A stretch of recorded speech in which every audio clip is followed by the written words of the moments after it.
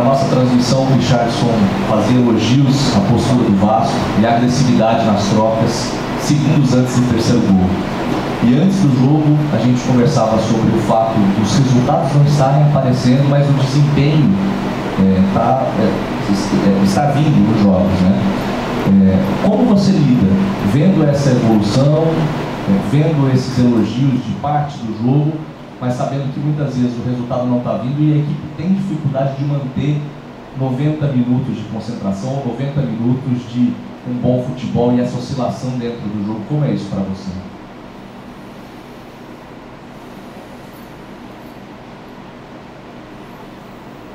Bom, boa noite. Eu acho que essa é uma leitura muito próxima ao que a gente tem. Eu acho que o jogo de hoje foi no máximo um jogo igual, mas em que sem dúvida nenhuma a eficiência deles teve um peso importante, né? Eu acho que em relação ao número de finalizações e chances, eles foram mais eficientes que a gente. Eu acho que a gente não tem conseguido traduzir esse rendimento em resultado, em gols, enfim, em algo que vá nos deixar mais próximo da vitória. É uma questão importante que a gente tem que ajustar.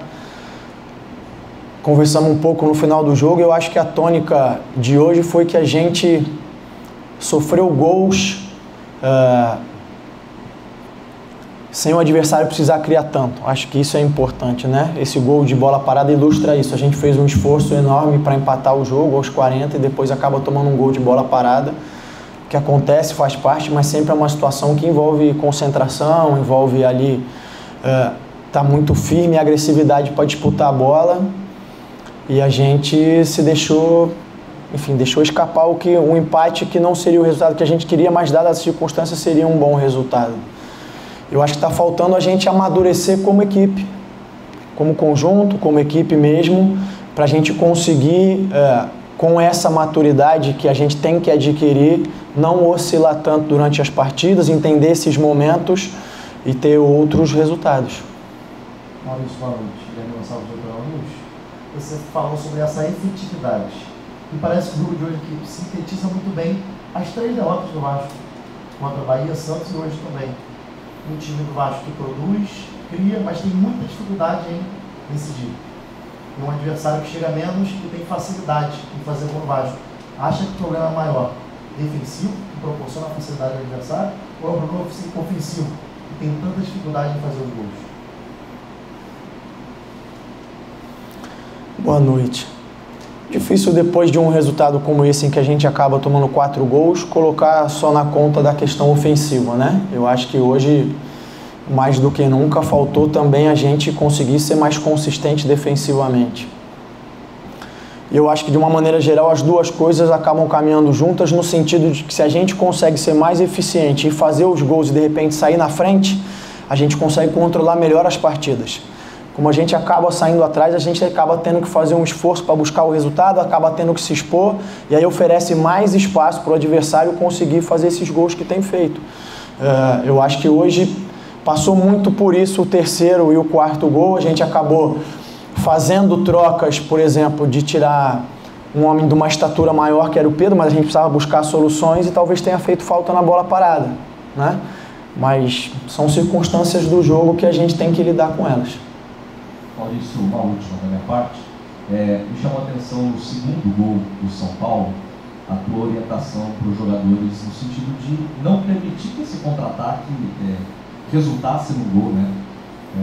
E o Vasco correu o risco antes do gol, de bola parada do Beraldo, de tomar um gol muito parecido, de um arremesso lateral do Léo e acabar saindo no contra-ataque onde a defesa está desprotegida. Queria te ouvir sobre essa situação, que a gente sabe que o arremesso lateral na área, para quem tem força no braço, vira uma arma importante, mas ao mesmo tempo tirar um defensor da área para fazer esse tipo de movimento. Eu queria te ouvir um pouco sobre o quanto agrega e os riscos que se acaba correndo nesse tipo de jogada, por favor.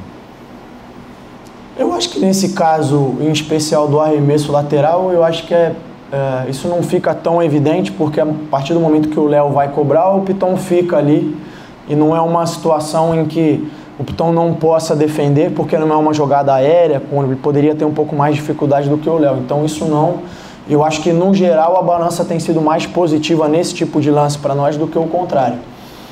Em relação ao segundo gol deles, toda vez que você vai atacar numa bola aérea ofensiva, você acaba levando seus defensores, que são aqueles que têm mais condição de disputar uma bola aérea, e é sempre um momento em que você fica um pouco mais vulnerável. Eu acho que ali a gente cometeu 2 erros. O primeiro foi porque a gente recuperou a bola e a gente tentou jogar por dentro, que é onde está o adversário. A gente tinha que ter aberto o jogo e tentado uma outra situação de colocar a bola na área.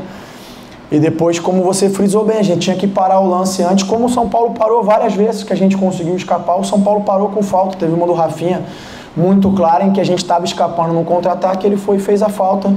É uma questão que a gente vem debatendo, mas a gente precisa fazer. Maurício, você respondeu na primeira pergunta do colega que o empate poderia, pelas condições do jogo, ter saído com um resultado positivo. E logo depois do Vasco empatar, você tira o Galarça e coloca o Rodrigo. Uma troca que, em teoria, deixa mais defensivo. A sua leitura era de que naquele momento era importante segurar o empate, ou o Galarça não tinha condições, enfim.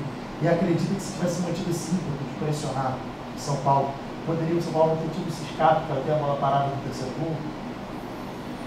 Não, porque a orientação não foi descer e esperar. O Galarza, no momento que ele faz o gol, ele sente cãibra e avisa. E aí ele ainda fala, não, deixa eu tentar. E eu ainda espero alguns minutos, mas eu vi que ele não estava em condição. Então eu precisava substituir um volante por outro, não tinha outra situação que não fosse essa. Porque por mais que de repente se eu colocasse um terceiro zagueiro, eu ia ficar só com o Jair no meio, ia ser uma situação de trazer mais ainda o São Paulo.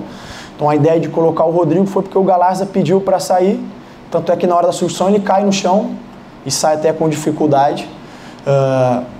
E a gente continua pressionando, talvez não com tanto ímpeto, mas continua pressionando. Acho que foi mesmo o lance da bola parada, do escanteio, que sem dúvida a gente tem que ter mais atenção. Se eu não me engano, foi o primeiro gol que a gente tomou de bola parada desde o início do campeonato, então era uma situação que a gente vinha conseguindo lidar muito bem com isso.